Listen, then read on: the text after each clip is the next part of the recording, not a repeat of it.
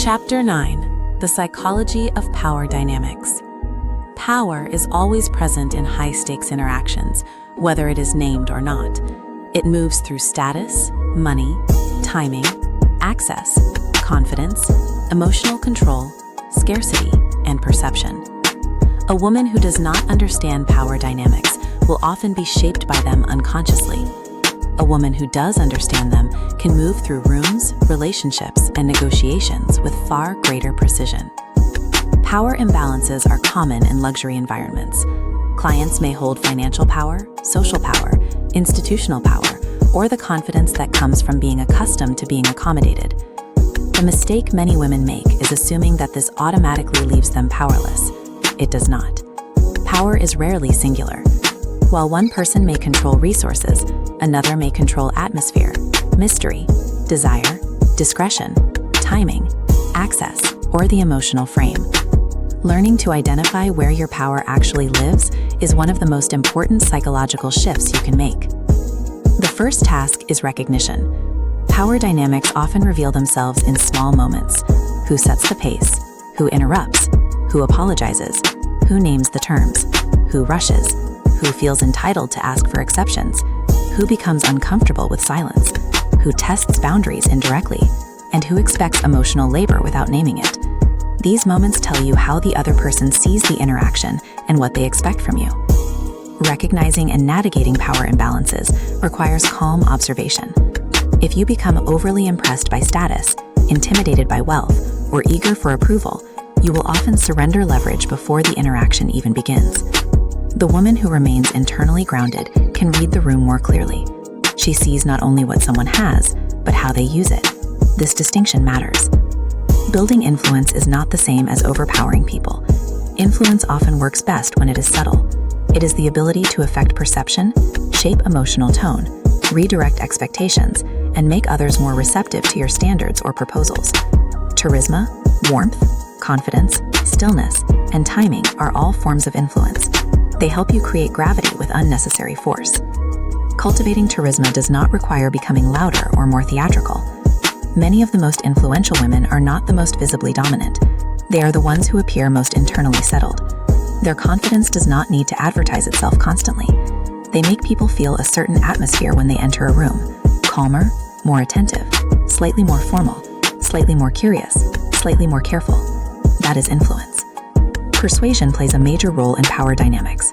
Assertiveness and confidence in high-stakes situations depend on understanding what the other person values and how your offer or presence intersects with that value.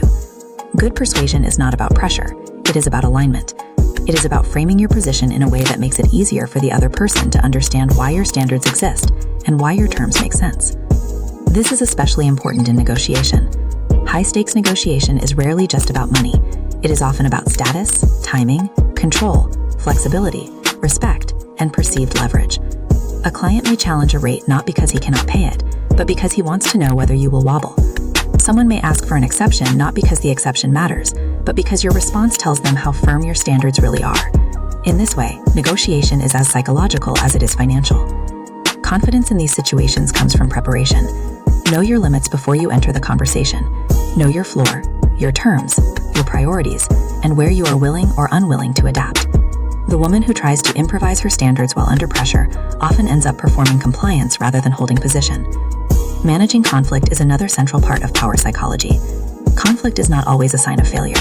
It is often a test of composure and structure. Difficult situations with grace and professionalism can actually strengthen your image if handled correctly. This means not collapsing into defensiveness, not escalating emotionally, and not losing sight of the desired outcome. Difficult interactions should be approached first through de-escalation. Lower the emotional temperature, clarify terms, reduce ambiguity, document when necessary, maintain tone. A woman who can stay calm while others become erratic gains psychological ground immediately. She signals that she is harder to manipulate and less likely to be thrown off center. While I appreciate your request, I'm unable to accommodate it due to I value your business and am happy to offer alternative solutions. Handling criticism, even when unfair or unwarranted, is another essential aspect of conflict management. The ability to receive criticism professionally, analyze its validity, and address any legitimate concerns while maintaining your composure is vital for long-term success. Even if the criticism is unfounded, a professional response demonstrates maturity and reinforces your credibility. For example, if a client expresses dissatisfaction with a specific aspect of the service, acknowledge their feedback, apologize for any shortcomings, and offer to address the concerns within reasonable limits. Furthermore, maintaining meticulous records of all engagements is crucial, especially for preventing future conflicts. This includes detailed contracts, communications, emails, texts, payment records, and any other relevant documentation. This documentation can be invaluable in resolving disputes or defending your position in case of disagreements. The key to managing conflict effectively lies in proactive strategies. Clear communication, well-defined boundaries, and a meticulous approach to documentation all contribute to minimizing the likelihood of conflict.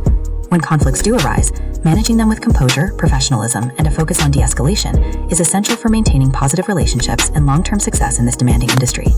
The goal isn't to eliminate all conflict, but to navigate it effectively, demonstrating professionalism and reinforcing your reputation for reliability and integrity. Remember, even in high-pressure situations, your composure and professionalism are your most valuable assets.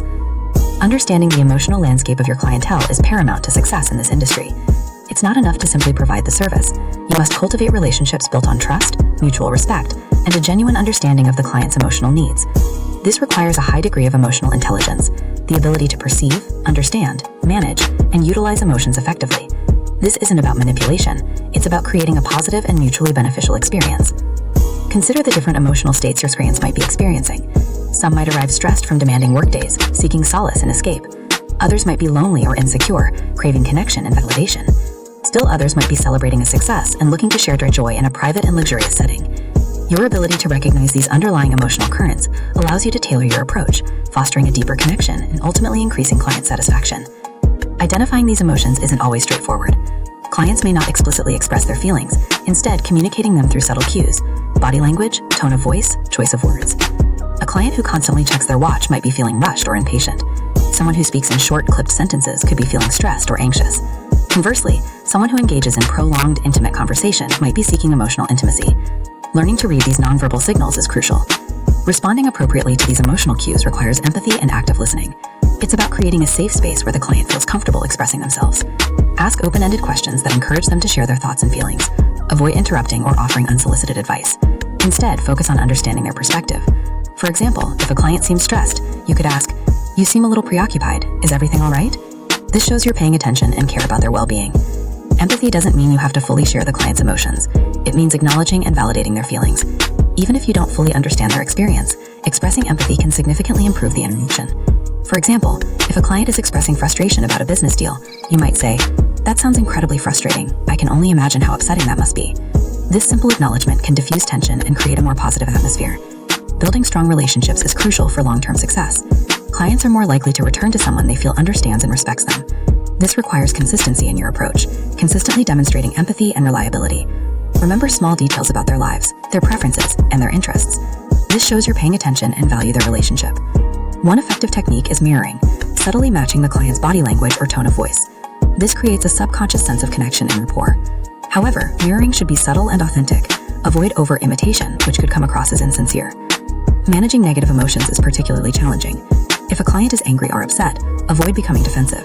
Instead, actively listen to their concerns, acknowledge their feelings, and try to find common ground. You might say something like, "I understand your frustration. Let's see if we can find a solution together." This demonstrates your willingness to work collaboratively to resolve the issue.